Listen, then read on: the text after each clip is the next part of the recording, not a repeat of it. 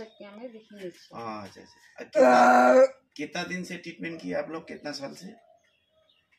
यो गोला छातीमा आएर बसेको त अहिले 8 साल भयो। यही महिनामा 8 फिर साल भी भयो। ठीक नहीं हुआ और ये प्रॉब्लम भी नहीं ठीक हुआ? नहीं प्रॉब्लम था, बोलिए तो। मेरो पुरा पहिलादेखिको ग्यास्ट्रिक छ, पुरा ठुलो ग्यास्ट्रिक छ। कितना साल का प्रॉब्लम था?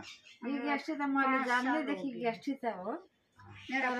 मलाई साह्रो परेको चाहिँ एकदम साह्रो पारेको चाहिँ 8 साल भयो। 8 सालमा मुटुमा गएर बस्यो। 11 महिना भित्र अल्सर पनि भयो। फेरि त्यो मुटुदेखि झरो, मुटुबाट झरेर फेरि पनि धेरै दिन पछाडि यस्तै दराज भयो। त्यहाँबाट फेरि त्यो फुटे जस्तो भएर मेरो पुरा ढ्याउढ्याउ आयो। 24 घण्टा ढ्याउढ्याउ आउने। फेरि यो देब्रे साइडमा गएर बस्यो।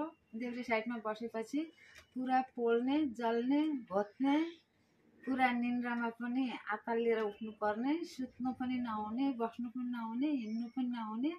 तर अहिले मैले 1 हप्ताको दबाई खाइकन धेरै मलाई शान्ति भएको छ। यहाँ पर कितना दिन दवाई खाया?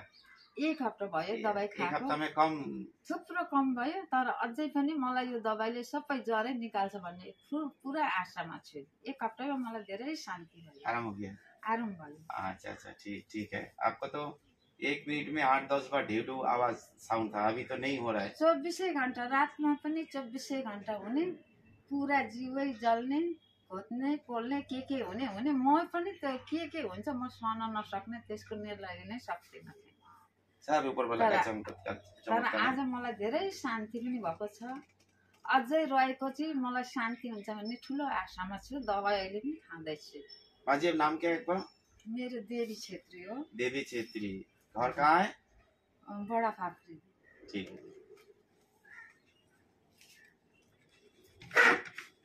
ধন্যবাদ, প্রণাম।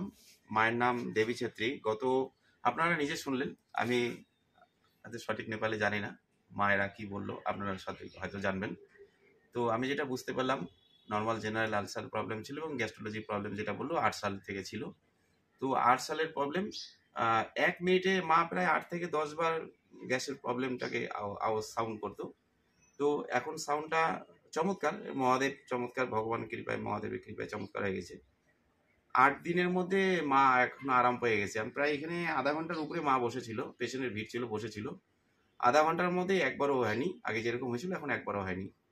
তো মা এখন অনেক ভালো, সম্পূর্ণ আপনাদের আশীর্বাদে এবং ভগবানের কৃপা, মহাদেবের কৃপায় মা এখন সম্পূর্ণ সুস্থ। আপনারা সকলে আশীর্বাদ করবেন যে মা যেন একদম সবসময় সুস্থ থাকে। ধন্যবাদ, প্রণাম।